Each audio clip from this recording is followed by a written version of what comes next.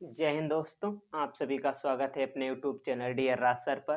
देखो आज हम सीखने वाले हैं कि गुणनखंड हम किस तरह से कर सकते हैं।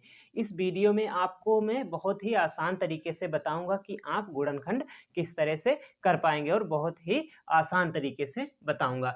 तो देखो यहाँ पर हमें इसे गुणनखंड करना है तो x square plus 5x plus 6 यहाँ पर इसका हमें गुणनखंड करना है। तो देखो गुणनखंड करने के लिए एक बात ध्यान रखनी होती है कि यहाँ पर हमें दो इस तरह के अंक चुनने होते हैं कि यहाँ पर देखो ये जोड़ने पर 5 आ जाए और गुणा करने पर 6 आ जाए।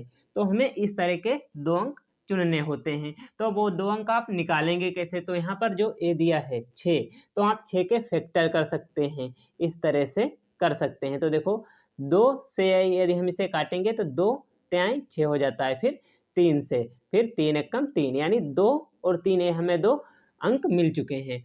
तो यहाँ पर हमें कुछ ऐसा करना होता है कि यहाँ पर जोड़ने पर 5 आ जाए, जोड़ने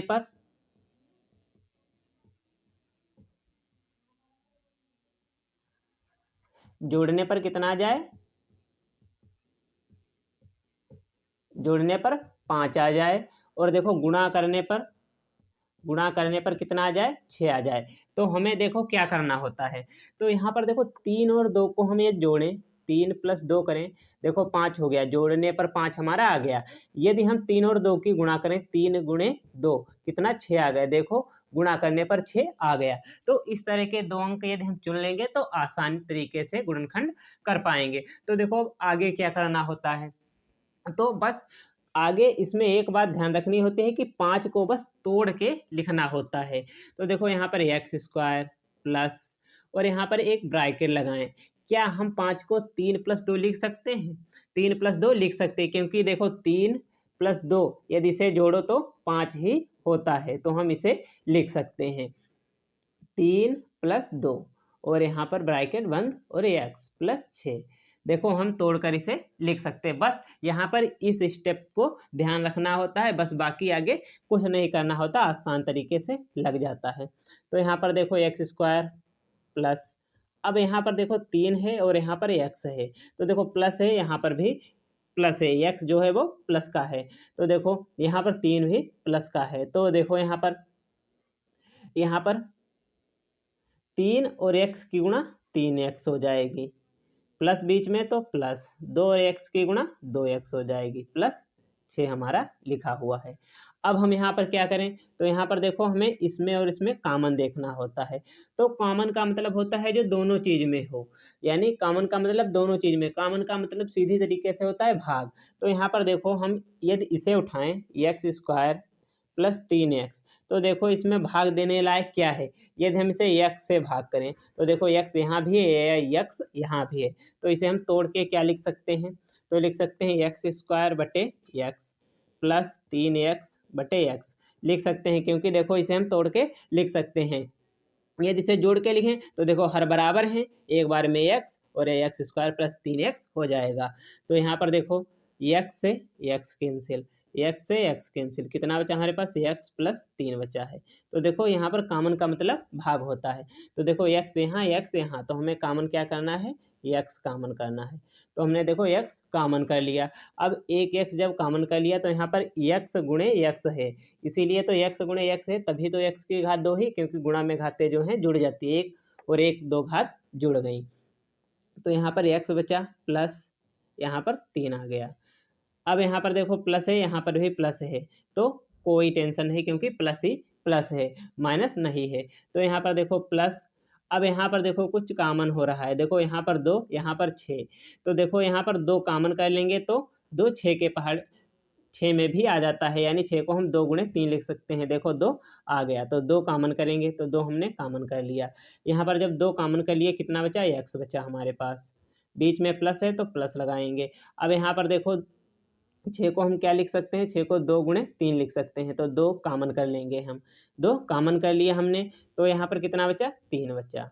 ओके, अब जब 3 बचा तो यहाँ पर देखो, अब यहाँ पर पूरे में देखो क्या कॉमन हो रहा है। तो पूरे में देखो x प्लस 3 कॉमन हो रहा है, तो यहाँ पर x प्लस 3 हम कॉमन कर लेंगे और यहाँ पर कितना बचा? x बचा, यहाँ पर प्लस 2 बचा, तो x प्लस 2। ये देखो हमारा गुणनखंड लग चुका है। आप इस तरह से बिल्कुल आसान तरीके से गुणनखंड कर पाएंगे। तो अब एक यहाँ पर तो बात प्लस की थी, यहाँ पर भी प्लस, यहाँ भी प्लस था। अब यदि माइनस आ जाए किसी सवाल में तो आप उसे किस तरह से करेंगे, तो वो भी हम इस वीडियो में सीखने वाले हैं। तो देखते हैं कि हम माइनस वाला किस तरह से कर सकते हैं।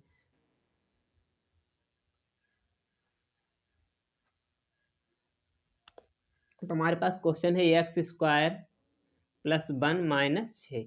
ये देखो हमारा क्वेश्चन है, यहाँ पर देखो माइनस लगा हुआ है, यहाँ पर प्लस है।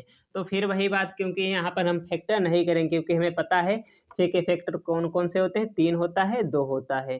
तो यहाँ पर देखो यदि हमें घटाने पर कितना मिल जाए, 1 मिल जाए, घटाने पर 1 मिल, क्योंकि यहाँ पर माइनस का चिन्ह लगा हुआ है।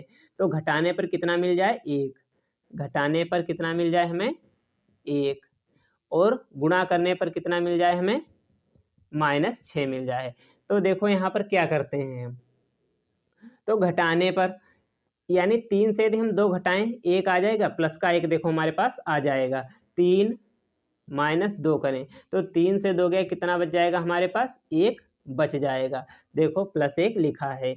यदि इनकी हम गुणा कर दें, 3 गुणे -2, क्योंकि माइनस के साथ ही आएगा, क्योंकि हमने यहाँ पर घटाया हुआ है। तो देखो 3 दूनी 6 हो गया, और चिन्ह माइनस का है, क्योंकि ये प्लस का है। प्लस और माइनस की गुणा माइनस होती है। देखो यहाँ पर 6 भी आ गया। आप माइनस वाले इस तरह से कर सकते हैं। तो यहाँ पर देखो क्या करना होता है, एक्स स्क्वायर प्लस, अब ब्रैकेट में 3 माइनस 2 लिख सकते हैं हम, बिल्कुल यहाँ पर 1 नहीं होगा, यहाँ पर x होगा।